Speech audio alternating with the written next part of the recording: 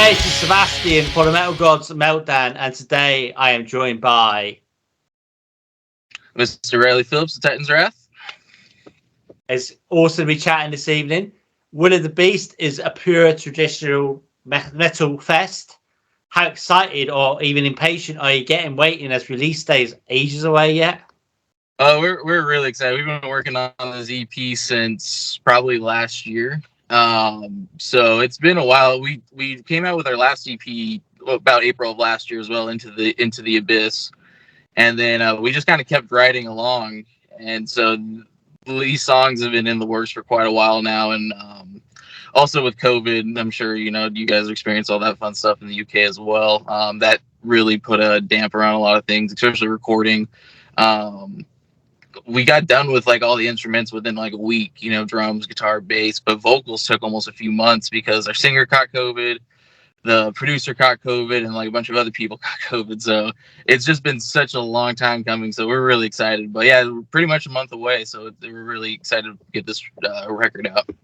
So you released an EP before. Did you not sort of consider releasing an album, or is that later down further down the track? That's later down the way. Me and the guys were kind of talking. We'd love to do an album. We actually have a few concept album ideas that we'd like to do, but it's just, we're not. I love a concept album.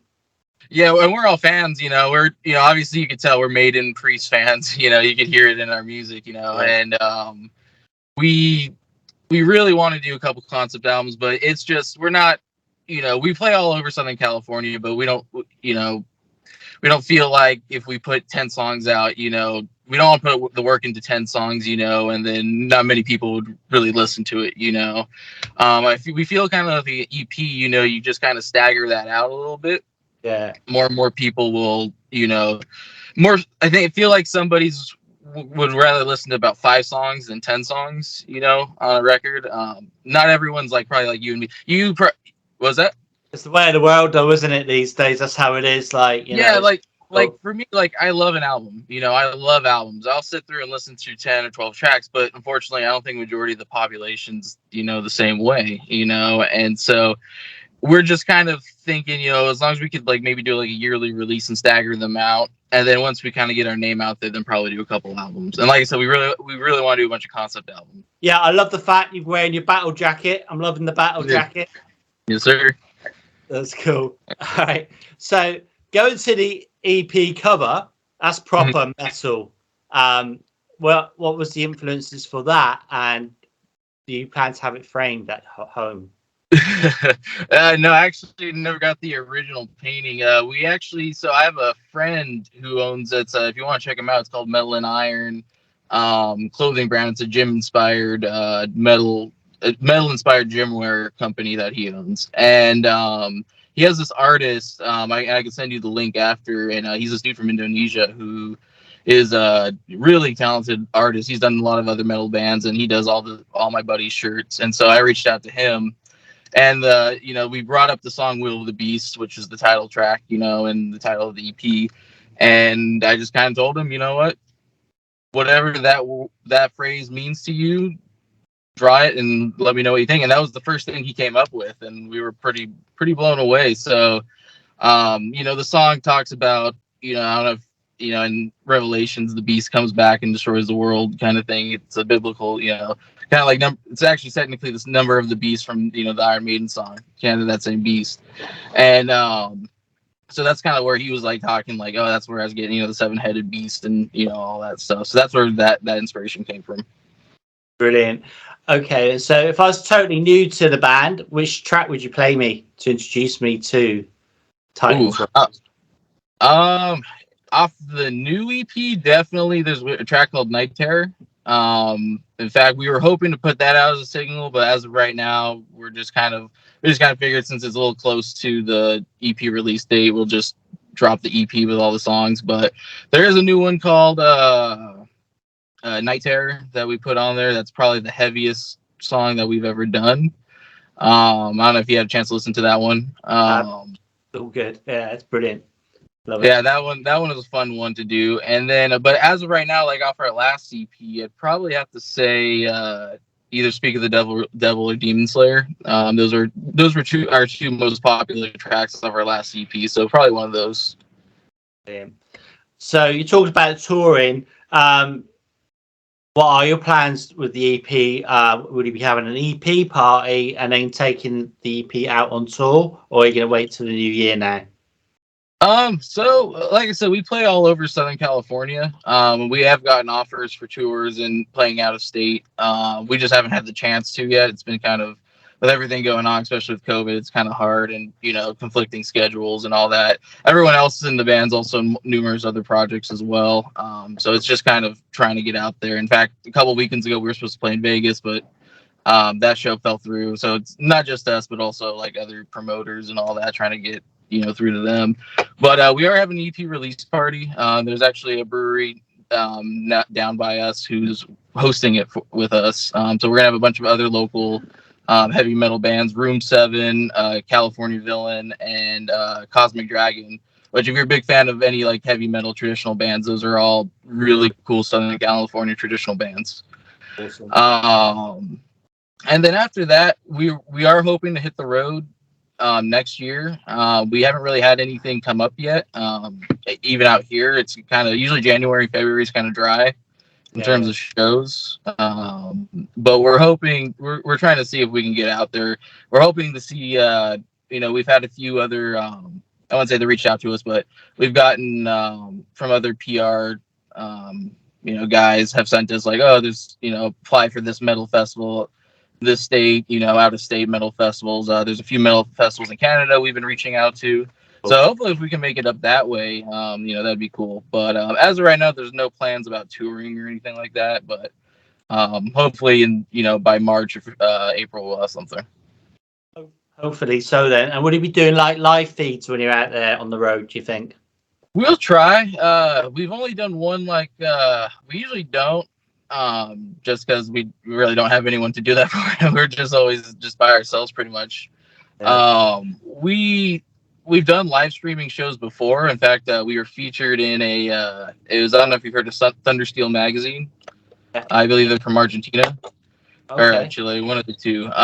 But they had a Thunderfest and it was all a live stream band. So we've done that before. So we can do it. Like I said, we just never really, that's just something that's never really crossed our minds before. Yeah. But you're a new group. You're a new group as well, so it's something to look at a bit later on down the track, I guess. Really. Yeah. And like I said, it's just trying to get out there. We've been part of live streaming shows before, but like I said, we don't think we've ever actually live streamed a show. So who would be your ultimate band to go on tour with? Oh, probably either Judas Priest or King Diamond. I don't know if you saw any pictures, but our singer kind of looks like Rob Halford. He's like the budget version Rob Halford. But no, Priest definitely. In fact, they just played here in Southern California on Monday. Right. And pretty much right where we're at, and that was such a great show. I saw them last year, not last year, it was April. I saw them in LA as well. Right. And just to play with those guys would be so cool. We're also really influenced by like King Diamond and Maiden, so probably one of those guys would definitely be like the ultimate, How was chance the show? Was it awesome? I mean, does Rob still manage to steal the show? Oh, definitely. Oh, that guy is just ridiculous. He's like what, 71, 72 now or something, somewhere around that, and it's like that guy, his pipes are just, immaculate, and it's like, that's why they're my favorite band, because they just put such an awesome live show on, Same thing with Maiden. Maiden was just down here, I want to say 2 months ago. Right. And Bruce Dickinson, same thing, just sounds exactly like the record, and it's so cool. And then believe it or not, Merciful Fate was down here not too long ago. I'm more of a King Diamond fan than Merciful Fate, but I do like Merciful Fate. Right. But one of those three, those are probably our main three influences. We actually covered, we'll usually throw a cover in our set, and it's usually one of those three bands we'll cover. So what Iron Maiden song do you usually cover then? We usually just do the Trooper.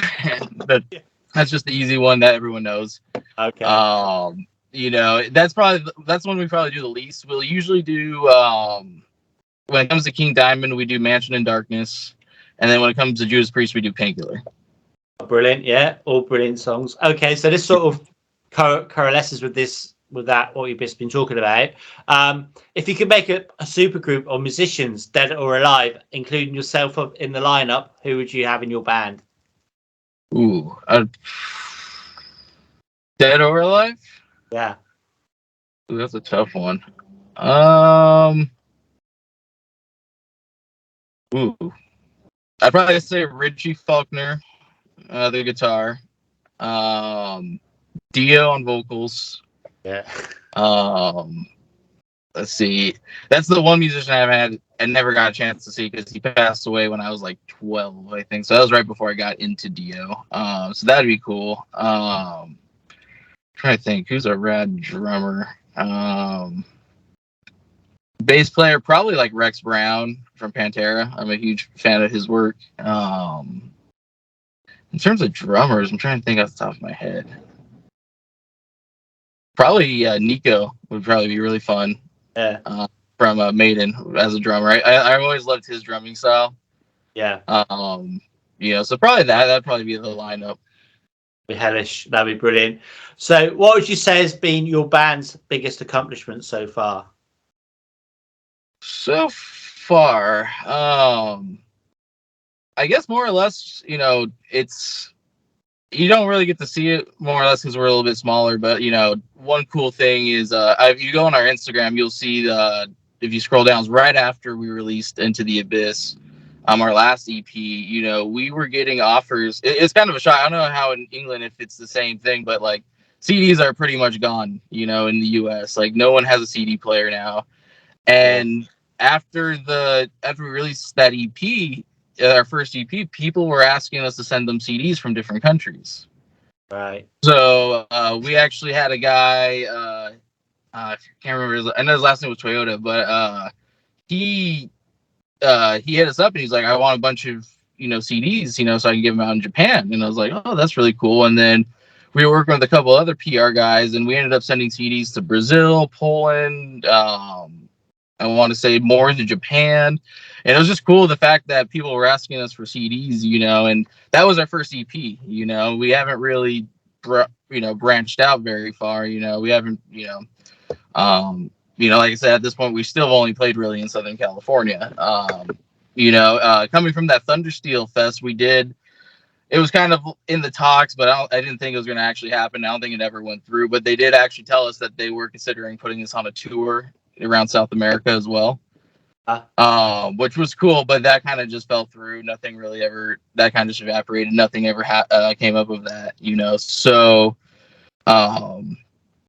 that's kind of cool, the fact that one, we got offered to tour different, a bunch of different countries, and then two, being able to send CDs out to different countries, it's not like we're sending them out to people who don't want them. They're people who are coming to us and asking us like, hey, can you send these CDs out, or can you send me a copy of your EP, Yeah. Well, that's amazing. No, that's fantastic. The wonders of the internet, man. Okay, so can you tell me why we should check out Tyson's Wrath? Well, I'm a firm believer that I think like traditional heavy metal is coming back. The kind of what ended up happening was I originally wanted Titans Wrath to be like a power metal band, like Blind Guardian or like a Halloween style band, which I love both those bands, and that kind of music's very that's very rare down here in California. No, it's all the bands we play with are either death metal bands or black and thrash or death metal bands, so clean vocals aren't really a big thing, at least I don't know if that's the case in the US, but at least in Southern California around LA and San Diego. And we have various influences. Like our drummer, he's a death metal guy. He loves death metal. I'm more of the 80s guy, power metal guy. Tito, the other guitar player, he loves like all the thrash stuff. So we just mix it all. And, you still see like Maiden and Priest selling out arenas, today. So obviously people still like that stuff. And it's more or less Titans Wrath. We're trying to make it to where we can combine the old with the new. So if you're a fan of like all the thrash and death metal stuff, we have all those influences as well. But if you're a fan of all the Priests, the Maidens, you know, the old school new wave of British heavy metal bands, we have those influences too. And I don't know what your opinion on is, but we're trying to mix the two. You know, Yeah, basically, definitely. what if Rob Halford's song for a more melodic, thrashy death metal band, kind of, you know? Yeah. And so, you know, it's something that everyone can kind of enjoy, you know. So if you're a fan of the old, you like it. If you're a fan of the new, you know, the newer stuff that maybe doesn't have clean vocals, you'd probably like that too. So that's kind of would be my reasoning. If you want to check out Titan's Wrath, you know, it has something for everybody, pretty much. Can you give me 4 words to describe Titan's Wrath? Ooh, that's a tough one. Probably heavy, melodic, energetic. We're gonna go with the last one. Let's see. Can't think right now. You stopped me on one. Probably just traditional. You know, like I said, we're super old school, but like I said, we're kind of mixed with the new stuff. So I guess those 4 words. Cool. So what was the first album you ever owned? Be honest. Ooh, the first album I ever owned. That was probably the first album I ever bought. Believe it or not, that was probably back in 2005. I bought a Green Day album because my mom was really into them, and I was like, all right. But that was kind of that. Them and Linkin Park were kind of my intro into like heavy metal because my dad had a lot of Scorpions and Priest albums, but I would just take those from him and you know, burn the CD and listen to them, you know, through that way. But yeah, like my first or actually no, actually it wasn't the Green Day album. It was Stadium Arcadium by Red Hot Chili Peppers. Oh yeah, okay, yeah, that's not That was it. There we go. Because as for some reason I was thinking American Idiot came out before, but no, it's actually Stadium Arcadium by the Red Hot Chili Peppers. So that was more or less my introduction. You know, them, Green Day, you know, Linkin Park, kind of those bands. You know, and it just kind of went downhill from there. Okay, so it's like 5 questions now, either or either. So the first one is small intimate gig or festival. Ooh, unfortunately, we haven't had a chance to do any decent sized festivals. We've done festivals, but they were more or less like small.